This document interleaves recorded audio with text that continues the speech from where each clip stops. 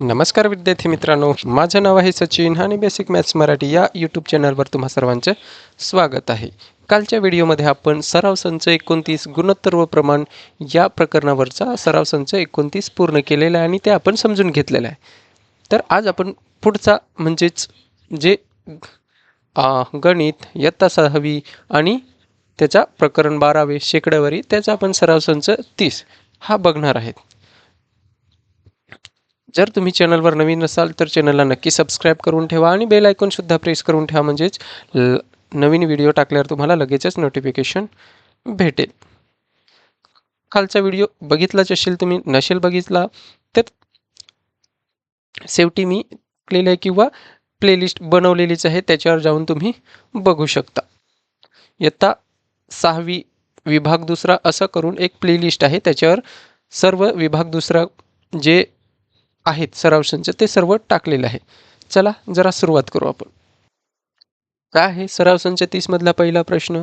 तर एका परीक्षेत सबानाला 800 पैकी 736 गुण मिळाले, तर तिला किती टक्के गुण मिळाले? किती टक्के गुण विचारलेलं आपल्याला आहे. तर सबानाला कितीपैकी? 800 पैकी. तर परीक्षेचे एकूण गुण पहिले तर आपण असे लिहून घेऊ, परीक्षेचे एकूण गुण किती आहेत? तर 800 आहेत. किती आहेत? 800 गुणांपैकी. जी परीक्षा होती ती किती गुणांची आहे? तर 800 गुणांची. आणि सबानाला मिळालेले गुण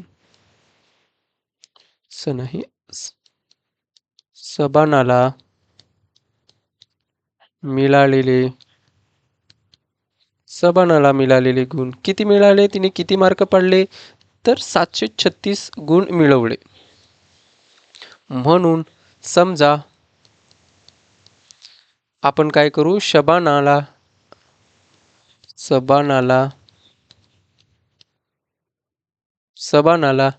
1% गुण मिळाले असं आपण मानू. किती? आपल्याला किती टक्के गुण मिळवले ते आपल्याला माहीत नाही, म्हणून ते आपण A%, B%, C% तुम्ही X मानू शकता, तुम्हाला तुमच्या मर्जीने मानू शकता. तर आपण A% गुण मिळाले असे मानू आपण. म्हणून ते समीकरण काय तयार होईल? तर A% म्हणजेच आपल्याला हे माहीत असायला पाहिजे काय, तर टक्के म्हणजेच किती असतो? तर तो 100 असतो आणि तो कुठे घेतो आपण? छेदातच घेतो. म्हणून A आणि टक्के म्हणजे छेद किती करणार आहेत? 100. म्हणून टक्के म्हणजेच किती? तर छेदात 100 असतो. आणि कितीपैकी गुण मिळवले त्यांनी? 800 पैकी. 800 पैकी 800 जे आहेत पैकी ते छेदात लिहायचं आणि किती मिळवले ते कुठे लिहिणार आपण? औसात लिहिणार. किती? 736. तर आपल्याला कसंही करून आपण काय मानलेलं आहे? तर A% गुण मिळवले, म्हणून Aला आपण इथेच ठेवायचं आहे. किंवा आता हे 100 छेदातले 100 नको, तर दोन्ही बाजूला तुम्ही 100ने गुणू शकता. पण आपण वेगळी पद्धतीने जरा करू, बरोबर चिन्हाच्या पलीकडे घेऊन जाताना जे होतंय त्या पद्धतीने आपण करू. तर 736 गुणिले किती करू? भागिले 800 गुणिले हा इथे 100 कुठे आहे? छेदात आहे. तर तो बरोबर चिन्हाच्या पलीकडे जाताना कुठे जातो? औसात जातो. किंवा भागिले आहे तर काय होतो? तर गुणिले होतो. म्हणजेच काय होणार आहे? 800 गुणिले किती करावं लागेल? 100. भागिले होता गुणिले झाला. जसा बेरीजचा वजा करतोय त्याच पद्धतीने वजाचा बेरीज करतोय, तसंच भागिलेचे काय करणार आपण? गुणिले करणार. म्हणून आपण इथे हा औषध गेला, छेदात एक असतोच, हे आपल्याला सर्वांना माहीतच आहे. म्हणून 0 गेला, 0 गेला, हा 0 गेला, हा 0 गेला. बघा 8 भाग जातोय का? 8 एके 8, 8 छत्तीस 56, 8 9 72 होतात. किती? 8 9 72. 73 मधून 72 गेले, किती? 1 उरतोय, 8 दुने 16. म्हणजेच A बरोबर किती भेटले आपल्याला? 92 भेटले. म्हणजेच ते किती? 92% मिळाले. म्हणून सबानाला 92%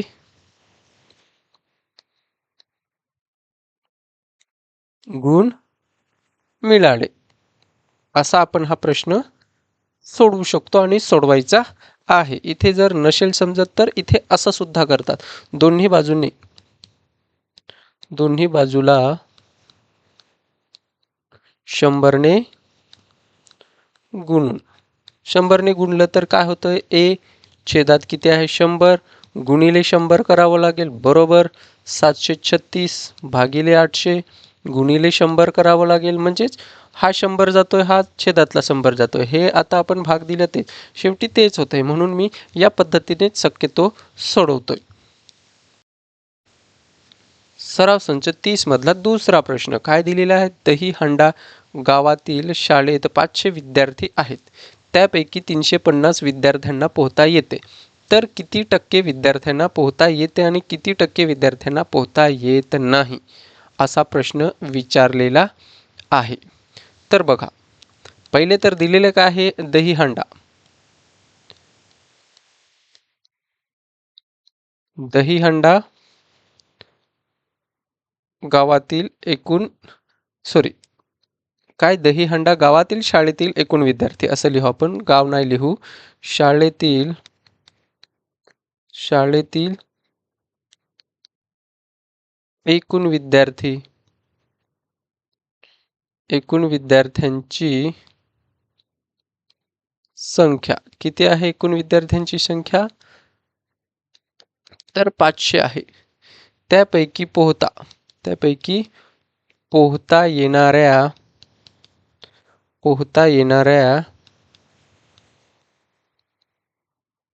विद्यार्थ्यांची संख्या किती दिलेली आहे? पोहता येणाऱ्या विद्यार्थ्यांची संख्या तर 350 दिलेली आहे. म्हणून समजा आता आपल्याला काय पोहता येणाऱ्या विद्यार्थ्यांची टक्केवारी काढायची आहे. म्हणून समजा टक्के विद्यार्थी काय करू शकतात? तर पोहू शकतात. म्हणून टक्के म्हणजेच किती? छेदात 100 घ्यायचे असतात. आणि कितीपैकी? तर एकूण विद्यार्थी 500 आहेत. त्याच्यापैकी 350 विद्यार्थी काय करतात? पोहतात. म्हणून आपण इथेच ठेवायचा आहे. 350 भागिले करणार 500 आणि गुणिले हा इथे छेदात होता तिकडे जाताना अंशात जाईल किंवा भागिले आहे तर तिकडे जाताना गुणिले होईल. म्हणजेच काय घेऊ आपण? 100. हे 2 शून्य गेले, हे 2 शून्य गेले. 5 एके 5, 5 साता 35 आणि 5 शून्य 0. म्हणून बरोबर किती येणार आहे? तर 70%. म्हणजेच किती विद्यार्थ्यांना पोहता येतं? तर 70% विद्यार्थ्यांना पोहता येतं. तसंच आपण तुम्ही खालीच घ्या. जागा येत नाही म्हणून मी इथे घेतोय. काय पुढे दिलंय? तर पोहता न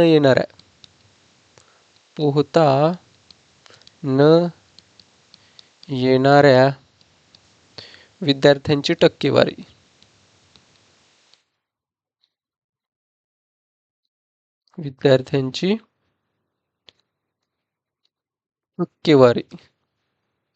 कशा काढू आपण? बघा, एकूण टक्के किती झालेत? तर 100%.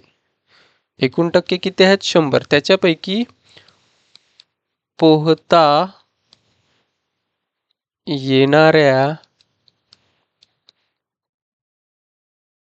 विद्यार्थ्यांची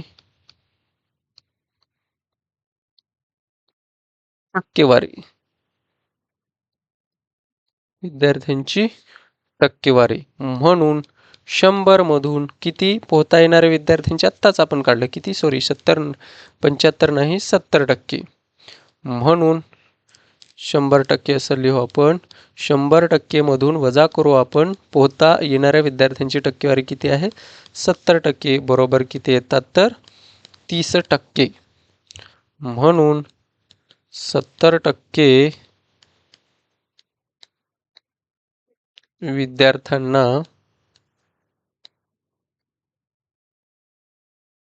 पोहता येते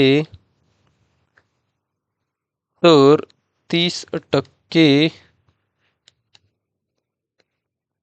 विद्यार्थ्यांना पोहता येत नाही. अशा आपण हा प्रश्न सोडवायचा आहे. आता जे शिकवलं ते तुम्हाला समजलंच असेल. असेच अजून सोप्या पद्धतीने समजून घेण्यासाठी तुम्ही पुढे व्हिडिओ बघत राहा. सराव संच 30 मधला तिसरा प्रश्न काय दिलेला आहे? प्रकाशने शेतातील 19,500 चौरस मीटर शेत जमिनीपैकी 75% जमिनीत ज्वारी पेरली, तर त्याने किती चौरस मीटर जागेत ज्वारी पेरली असा प्रश्न विचारलेला आहे. तर बघा काय करू, एकूण शेत जमिनीचे क्षेत्रफळ दिलेलं आहे आपल्याला. काय दिलेलं आहे? एकूण शेत जमिनीचे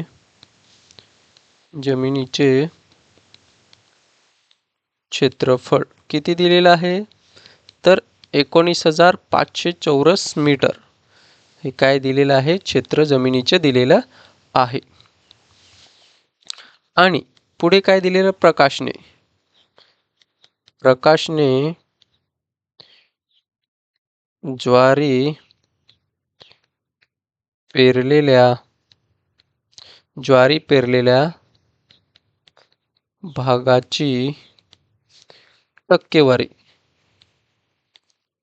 ज्वारी पेरलेल्या भागाची टक्केवारी किती दिले त्याने? तर 75%. या जमिनीत त्याने काय केली? 19,500 चौरस मीटर मधल्या 75% जमिनीत त्याने काय केली? ज्वारी पेरली. म्हणून समजा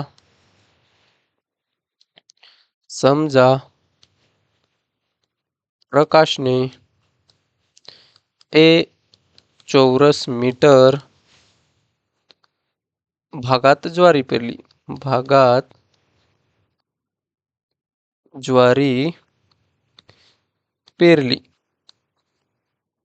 बघा तर किती ए भागात?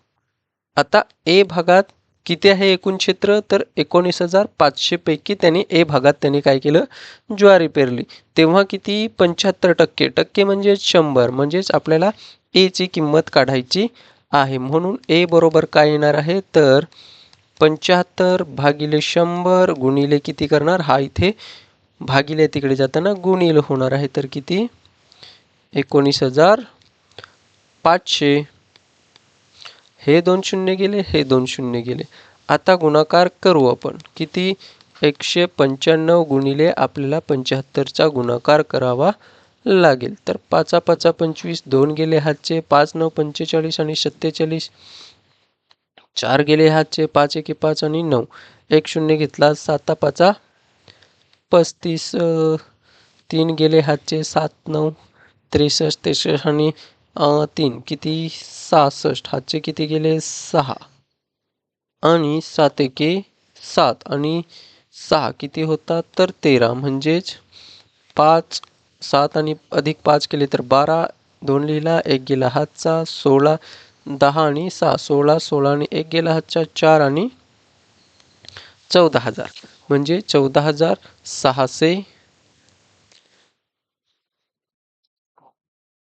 14,625 चौरस मीटर जमिनीत त्याने काय पेरली? तर ज्वारी पेरलेली आहे. म्हणून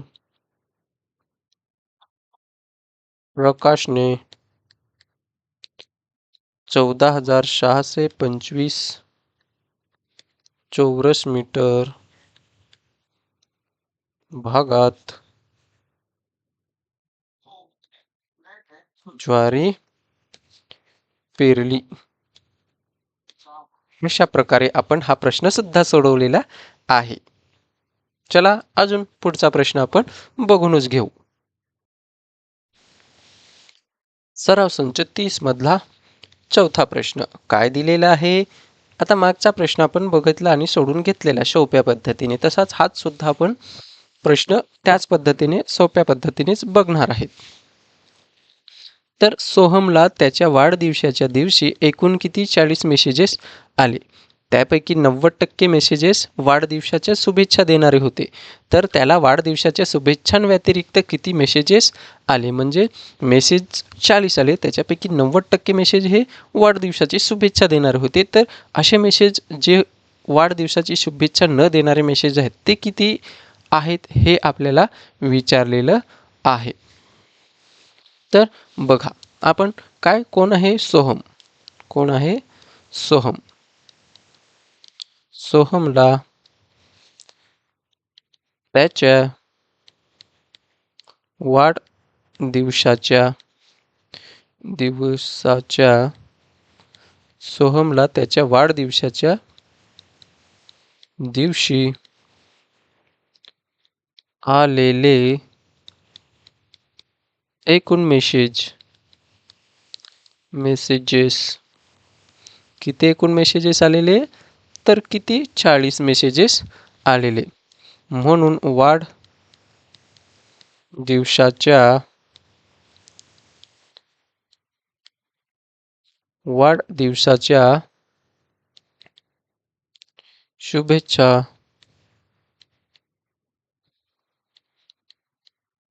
वाढदिवसाच्या शुभेच्छा देणाऱ्या मेसेजेसची टक्केवारी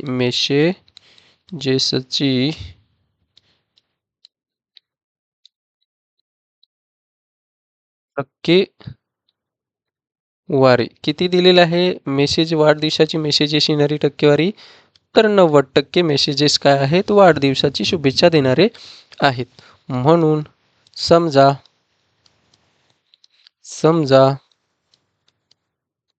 सोहमला वाढदिवसाच्या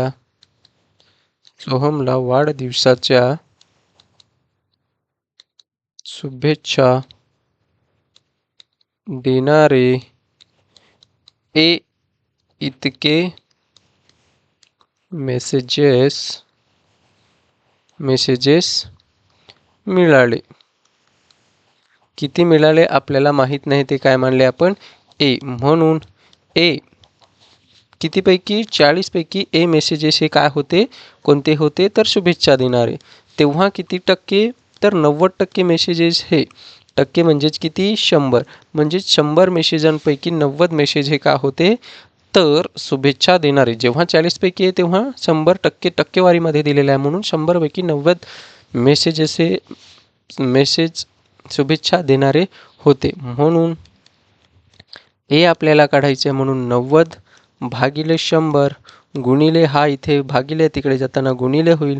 हा शून्य गेला हा शून्य गेला हा गेला हा गेला किती तर म्हणून आपण बरोबर किती भेटणार आहे 9 गुणिले 4 म्हणून बरोबर किती भेटतोय तर 36 म्हणजे 36 मेसेजेस 40 पैकी 36 मेसेजेस हे का होते तर वाढदिवसाचे शुभेच्छा देणारे होते.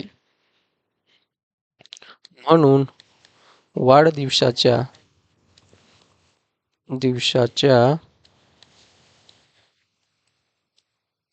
शुभेच्छा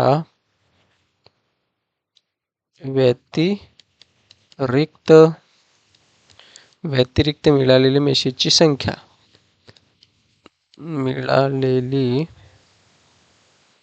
व्यतिरिक्त मिळालेल्या मेसेजची संख्या. तर खाली जागा नाहीत म्हणून इथे लिहितोय तर किती एकूण मेसेजेस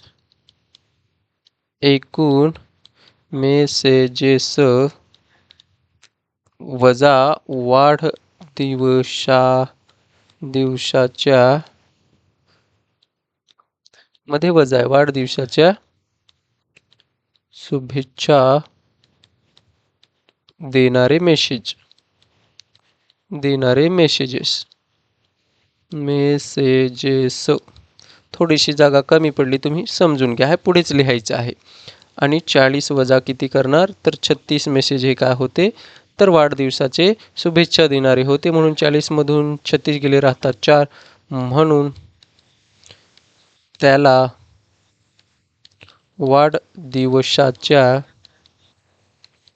वाढदिवसाच्या शुभेच्छा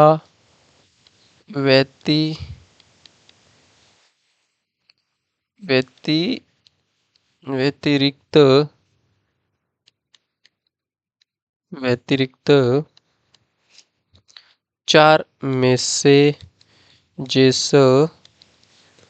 आले, असा आपण हा प्रश्न सोडवू शकतो आणि सोडवायचा सुद्धा आहे. सराव संच 30 मधला 5वा प्रश्न काय दिलेला आहे? तर एका गावातील 5,675 लोकांपैकी 5,448 लोक साक्षर आहेत. तर गावाची साक्षरता किती टक्के आहे? तर बघा,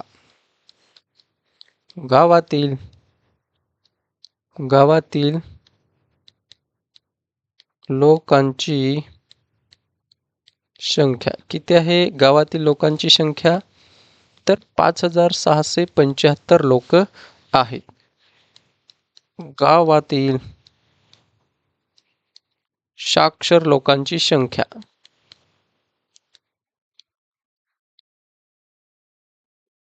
साक्षर लोकांची संख्या दिलेली आहे आपल्याला. किती दिलेले आहे? तर साक्षर लोक किती आहेत? 5,448 लोक आहेत. समजा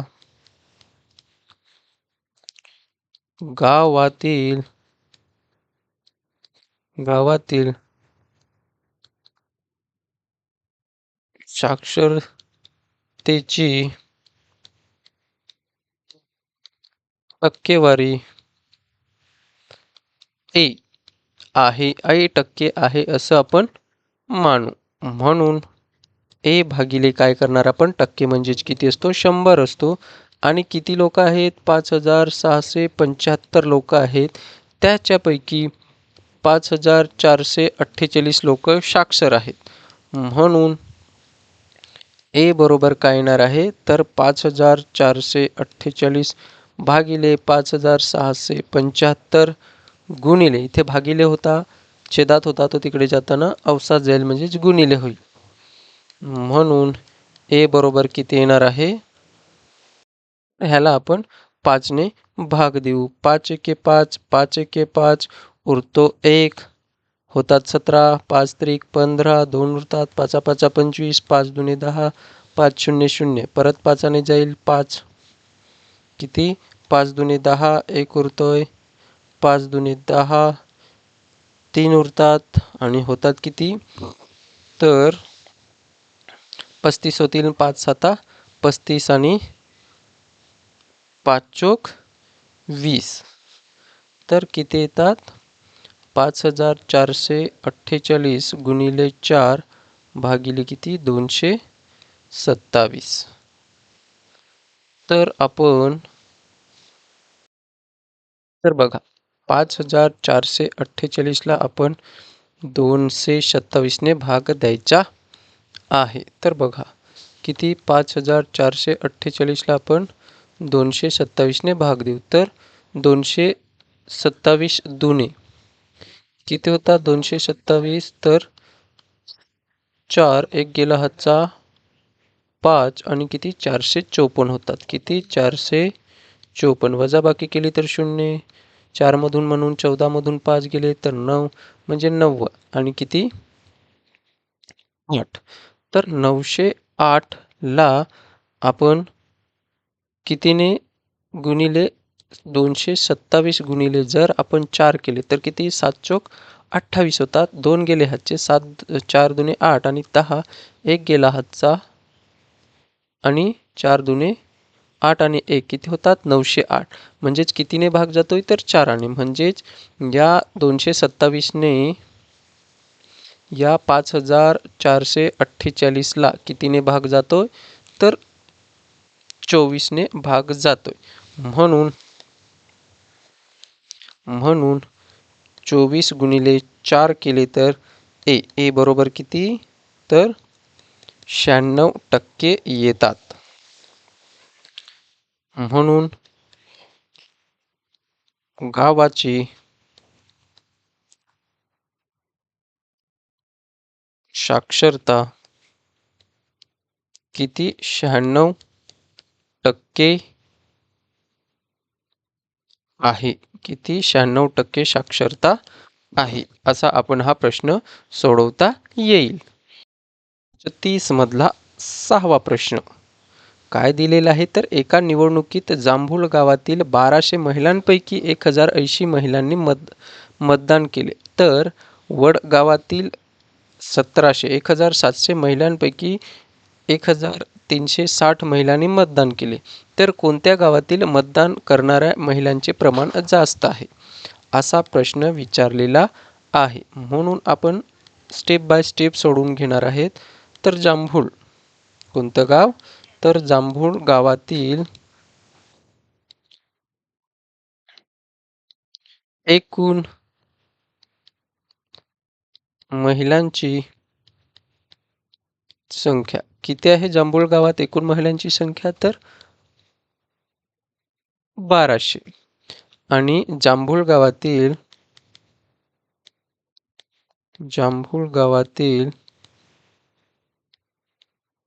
गावातील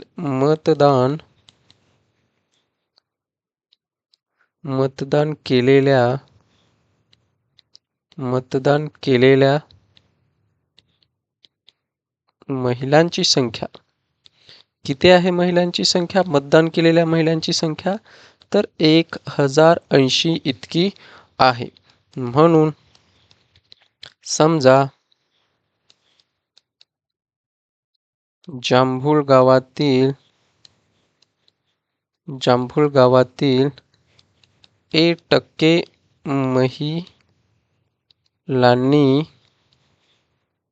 मतदान टक्केवारी काढून आपण ठरवणार आहेत की कोणत्या गावाने जास्त मतदान केलं तर 1% महिलांनी मतदान केले तर म्हणून 1% म्हणजेच छेद किती घ्यावा लागेल आपल्याला 100 तेव्हा एकूण महिला किती आहेत तर 1200 आहेत ते आपण छेदात घेतोय आणि किती तर 1080 महिलांनी मतदान केलं म्हणून बरोबर काय येणार आहे तर 1080 भागिले 1200 गुणिले हा इथे भागिले होता तिकडे जाताना गुणिले होईल तर हा शून्य गेला हा गेला आणि 12 एके 12 12 9 108 आणि 12 शून्य शून्य म्हणजेच गावातील किती टक्के महिलांनी मतदान केलं तर 90% महिलांनी मतदान केलं. म्हणून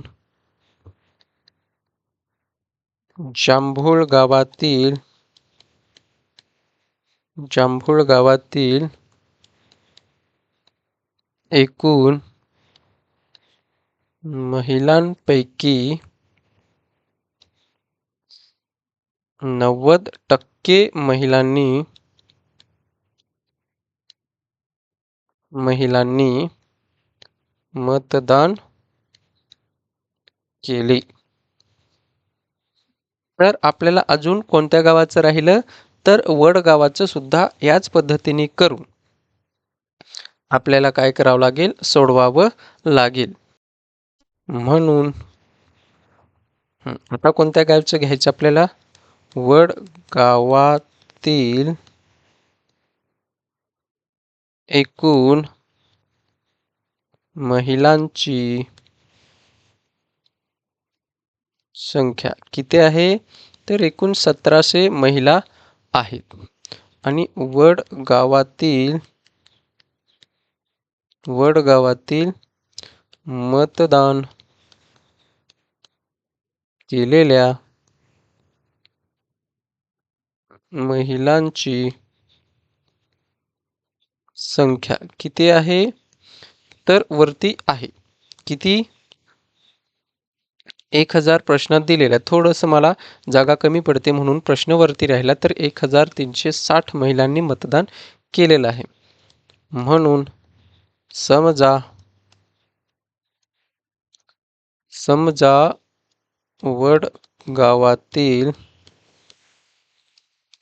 वड गावातील 20% महिलांनी